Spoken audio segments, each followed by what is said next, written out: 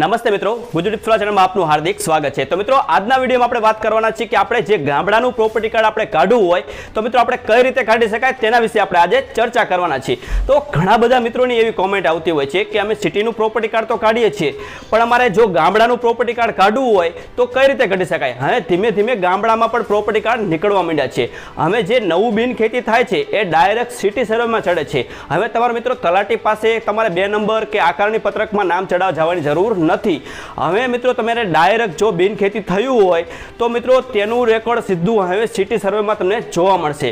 તો મિત્રો તમારે જો સિટી સર્વેમાં રેકોર્ડ ગામડાનું ચડી ગયું હોય તો તમારે મિત્રો તેનું પ્રોપર્ટી કાર્ડ તમારે કાઢવું હોય અથવા તો મિત્રો તમારે પ્રોપર્ટી કાર્ડ તમારે એ જોવું હોય કે મારું નામ ચડી ગયું છે કે નહીં તો મિત્રો આ વિડીયો તમે પૂરેપૂરો જોવાની કોશિશ કરજો જેથી કરીને મિત્રો તમને કોઈ પણ માહિતી તમારે રહી ન જાય। તો ચલો મિત્રો આપણે વિડીયોને આપણે સ્ટાર્ટ કરીએ।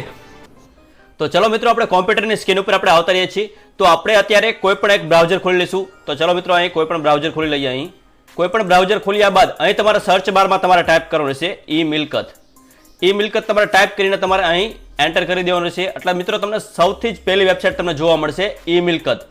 તો મિત્રો emilkat.gujarat.gov.in આ જે ગુજરાત સરકારની જે ઓફિશિયલ વેબસાઇટ છે ઈ મિલકતની આપણે જે પ્રોપર્ટી કાર્ડ માટે આપણે જો તમારા ગામડાનું પ્રોપર્ટી કાર્ડ જોવું હોય સિટીનું પ્રોપર્ટી કાર્ડ જોવું હોય ફક્ત જોવા માટે તેનું સ્ટેટસ જોવા માટે કે મારું નામ અહીં પ્રોપર્ટી કાર્ડમાં ચડી ગયું છે કે નહીં એ જોવા માટે ફક્ત ઈ મિલકત આ જે વેબસાઇટનો ઉપયોગ કરવામાં આવે છે। તો ચલો મિત્રો આપણે આ વેબસાઇટ આપણે ખોલી લઈએ। અહીં જેવી મિત્રો તમે આ વેબસાઇટ તમે ખોલશો એટલે મિત્રો તમને આ પ્રકારની વેબસાઇટ તમને જોવા મળશે। તો મિત્રો અહીંયા તમારે ખાસ એક તમારે ધ્યાનમાં રાખવાનું રહેશે આજે આપણે ફક્ત ગામડાના પ્રોપર્ટી કાર્ડ કેવી રીતે જોઈ શકાય એ આપણે જોવાના છીએ। હવે ધીમે ધીમે ગામડામાં જે 2 નંબર છે જે આકારણી પત્રકમાં નામ છે તે પણ હવે ધીમે ધીમે પ્રોપર્ટી કાર્ડમાં ટ્રાન્સફર થવા લાગ્યા છે। તો ઘણા બધા ગામડાના જે મિત્રો છે એ મને કોમેન્ટ કરતા હોય છે કે મારે ગામડામાં જે પ્રોપર્ટી કાર્ડ આવી ગયું છે તો મિત્રો એ કેવી રીતે કાઢવું। હવે જે નવું બિન ખેતી થાય છે ધીમે ધીમે એ તો ડાયરેક્ટ સિટી સર્વેમાં તે તમારે નામ ચડી જાય છે એ પણ ગામડાનું પ્રોપર્ટી કાર્ડ અને એ પણ હવે સિટી સર્વેમાં આવી ગયું છે। તો મિત્રો અહીંયા તમને 2 ઓપ્શન જોવા મળે છે જમીનનો રેકોર્ડ જોવા માટે શહેર અને જમીનનો રેકોર્ડ જોવા માટે ગ્રામ્ય। તો મિત્રો એવું નથી તમારું જે ગ્રામ્યનું પ્રોપર્ટી કાર્ડ તમારે કાઢવું હોય તો મિત્રો તમે અહીં ક્લિક કરશો તો મિત્રો તમને અહીં નહીં જોવા મળે। આ ફક્ત જમીનનો રેકોર્ડ જોવા માટે ગ્રામ્ય વિસ્તાર એટલે શું કહેવા માંગે છે તમારા જે જમીનના 7/12ને લગતા ગ્રામ્ય વિસ્તારને લગતું હોય એ જોવું હોય તો મિત્રો તમારે અહીં જવાનું રહેશે। તમારે જો ગામડાનું પ્રોપર્ટી કાર્ડ જોવું હોય તો મિત્રો તમારે અહીં સિલેક્ટ કરવાનું રહેશે જમીનનું રેકોર્ડ જોવા માટે શહેર। તો મિત્રો પહેલા આપણે ક્લિક કરીને આપણે જોઈ લઈએ કે ત્યાં જઈને શું ખુલે છે। તો મિત્રો તમે અહીં ખુલશો એટલે સીધી જ તે એની આરઓઆરની વેબસાઇટ અહીં ખુલી જશે। તો મિત્રો તમને અહીં ગામડાનું પ્રોપર્ટી કાર્ડ ત્યાં તમને નહીં જોવા મળે એ આ જોવા મળશે જમીનનો રેકોર્ડ જોવા માટે ગ્રામ્ય વિસ્તાર। તો મિત્રો તમારે જે 7/12ને લગતા તમારે ઉતારા તમારે જોવા હોય તો તેના માટેની તમને અહીં લિંક આપેલી છે પ્રોપર્ટી કાર્ડને લગતી અહીં લિંક નથી આપેલી। તો મિત્રો તમારે આવી ભૂલ તમારે નથી કરવાની। ઘણા બધા મિત્રોને એવું હોય છે કે પ્રોપર્ટી કાર્ડ જોવા માટેની આ વેબસાઇટ છે તો હું ગ્રામ્ય ઉપર ક્લિક કરીશ તો મને આ ગામડાનું પ્રોપર્ટી કાર્ડ અહીં જોવા મળશે પણ મિત્રો એવું નથી। તમારે મિત્રો ગામડાનું તમારે પ્રોપર્ટી કાર્ડ જોવું હોય તો મિત્રો તમારે જમીનનો રેકોર્ડ જોવા માટે શહેરમાં જ ક્લિક કરવાનું રહેશે। તો ચલો મિત્રો ત્યાં આપણે ક્લિક કરી દઈએ। મિત્રો તમને હું સ્ટેપ બાય સ્ટેપ તમને હું સંપૂર્ણ માહિતી તમને હું સમજાવીશ। થોડોક વિડીયો ભલે થોડોક મોટો થાય પણ તમને વિડીયો જોયા પછી તમારે કોમેન્ટ ન કરવી પડે અને તેનો મારે રિપ્લાય ન આપવો પડે એટલા માટે હું તમને સ્ટેપ બાય સ્ટેપ તમને સંપૂર્ણ માહિતી તમને હું આપીશ। તો મિત્રો અહીં તમારે સર્વે નંબરની વિગત જ તમારે અહીં રાખવાની રહેશે। અહીં નોંધની તમારે વિગત તમારે જોવી હોય એ પછી આપણે વિડીયો બનાવીશું। તો મિત્રો આપણે સર્વે નંબર વાઇઝ આપણે જોવાના રહેશે। તો મિત્રો અહીં તમારે જિલ્લો પસંદ કરી લેવાનો છે। તો અત્યારે મિત્રો હું કોઈ પણ એક જિલ્લો પસંદ કરી લઉં છું સુરત જિલ્લો અહીં પસંદ કરી લઉં છું। ત્યારબાદ તમારે મિત્રો અહીં સિટી સર્વે ઓફિસ પસંદ કરવાની રહેશે। જો મિત્રો તમારે સિટી સર્વે ઓફિસ તમારે જે લાગુ પડતી હોય એ તમારે પસંદ કરી લેવાની રહેશે। અને મિત્રો તમને જે સિટી સર્વે ઓફિસ તમારે કઈ લાગુ પડે છે એ તમને કદાચ ન પણ ખબર હોય કે મારું જે આ ગામડું છે એ કયા સિટી સર્વે વોર્ડમાં આવતું હોય છે કે કઈ સિટી સર્વે ઓફિસમાં આવતું હોય છે એ પણ કદાચ તમને ન ખબર હોય તો મિત્રો અહીં સિટી સર્વે ઓફિસ તમને અહીંથી 4 થી 5 અથવા તો 2 ઓફિસ કે 3 ઓફિસ જ તમને જોવા મળશે। તો મિત્રો તમારે એક એક કરીને બધી ઓફિસમાં તમારે તમારું ગામ તમારે જોઈ લેવાનું રહેશે। તો આપણે સૌથી પહેલા સુરત એક કરીને અહીં મિત્રો વોર્ડ તમારે જોઈ લેવાનું રહેશે કે અહીં મારું ગામડું આવે છે કે નહીં। તો મિત્રો તમારે આવી રીતે તમારે અહીં સ્ક્રોલ કરીને તમારે અહીં જોઈ લેવાનું રહેશે. સિટી સર્વે વોર્ડ નંબર હોય તો વોર્ડ નંબર, આપણે ફક્ત ગામડાનું જોવાનું રહેશે. તો મિત્રો ગામડામાં કેવું જોવા મળશે, અહીં ડભોલી, તો કાઉન્સમાં તમને બિન ખેતી કરીને તમને જોવા મળશે, એમાં તમારે જોવાનું રહેશે. અહીં મિત્રો તમને આપેલું છે કડોદરા બિન ખેતી, અહીં મિત્રો ઉમરવાડા બિન ખેતી. તો મિત્રો તમારે એવી રીતે તમારે ગામડું તમારે જોવા મળશે. અહીં સુરત આપણે 2માં જોઈ લઈએ.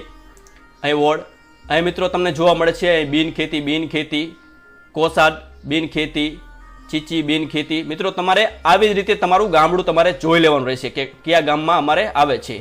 તો ચલો મિત્રો અહીંયા આપણે 3જા નંબરનું જોઈ લઈએ. તો મિત્રો આ ફક્ત તમારે સુરત માટે નથી, પણ તમે કોઈ પણ જિલ્લામાં તમે જોઈ લેશો. ધારો કે બોટાદ જિલ્લો છે, તો બોટાદ જિલ્લામાં પણ આપણે જોઈ લઈએ.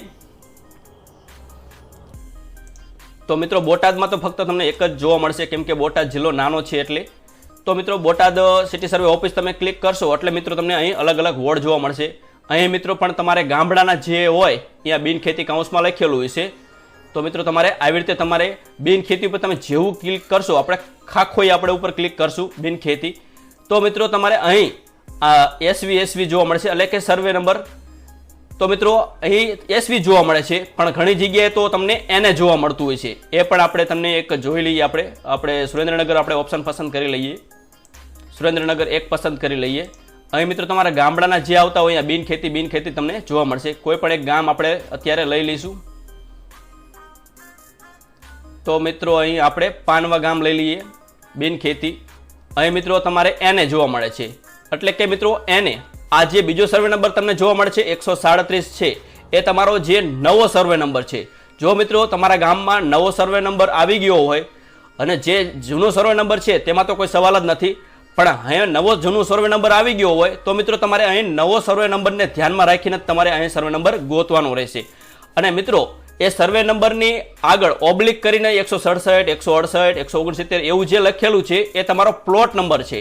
તો મિત્રો તમારે જે પણ પ્લોટ નંબર હોય, ધારો કે મારો 18 નંબરનો પ્લોટ છે, જો આ ગામમાં મારો સર્વે નંબર નવો 140 છે અને પ્લોટ નંબર 18 નંબર છે, તો મિત્રો તમારે આના ઉપર ક્લિક કરીને તમારે અહીં સર્ચ કરવાનું રહેશે આ પ્રોપર્ટી કાર્ડ, કે ત્યાં મારું નામ આવે છે કે નથી આવતું, અને એ રીતે તમારે જોઈ લેવાનું રહેશે. અહીં આપણે બીજું ગામ આપણે જોઈ લઈએ, પ્રાણગઢ બિન ખેતી.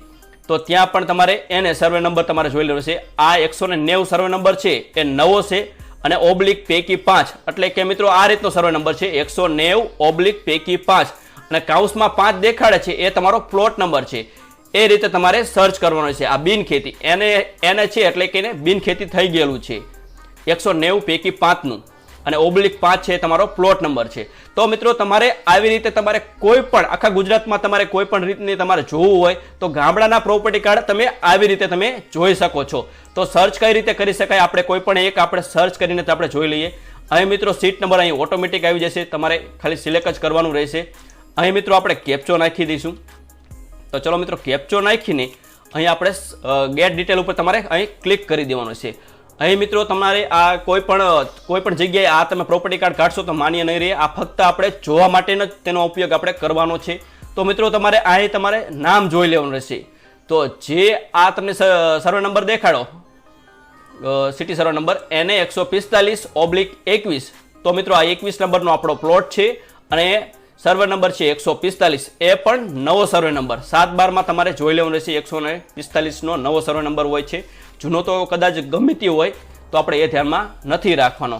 તો મિત્રો તમારે એક એક કરીને કદાચ નામ તમારે જોઈ લેવું રહેશે. તમે લગભગ પહેલી વખત જોઈશો એટલે તમારું નામ તો આવી જ જશે, એ પ્લોટ તમારો હશે તો, અને કદાચ ન આવે તો તમારે અલગ અલગ રીતે તમે જોઈ શકો છો.